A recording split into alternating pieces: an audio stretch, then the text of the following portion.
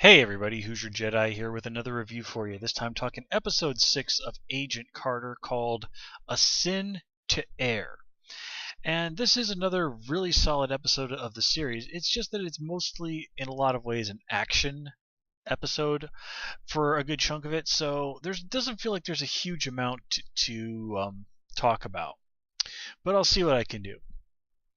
First of all, I did like the twist that Ichenkov, or whatever, the old Russian dude, I'm probably just going to call him the Doctor from now on, turned out to actually be a willing agent of Leviathan. And the whole fake out with it looking like Dottie was getting ready to assassinate him, only to have it turn out that he's giving her orders, that was really cool. I did not see that coming, so points to the show for that.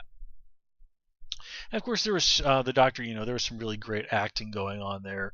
Those bonding moments he has with Dooley, and when he convinces Agent Ricky to go and help him, and then later to kill himself. I mean, all really, really cool stuff. And nothing really huge to say about the whole stuff with Howard Stark's ex-girlfriends and Jarvis constantly getting hit. You'd think it would take that Peggy would be a little bit better on the reflexes after the first time one of these women went after Jarvis. It's not until the third one, at least, before she actually physically intervenes in any way, shape, or form. That's kind of shitty of you, Peggy.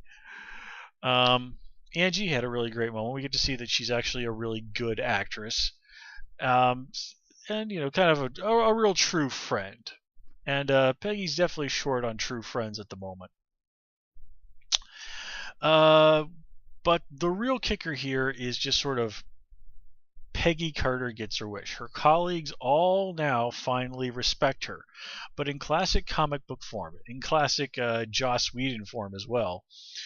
She got what she wanted, but she got it in the worst possible way. And I love stuff like that. I love those little painful ironies. Just basically those just never get old to me, because that's just good storytelling. Give someone what they want, but give it to them in the worst possible way. I mean, again, it's just classic good storytelling. And of course, this makes for some nice action with Peggy taking on the SSR agents, and those moments between her and Thompson and Sousa and Dooley. And it must be especially painful considering, she bonded with Thompson big time last episode. Earlier in the episode, Dooley finally seemed to be giving her some serious respect. It's like, okay, Peggy, if you're that big into this after what you did in Russia, I've got some faith in you. Go check it out.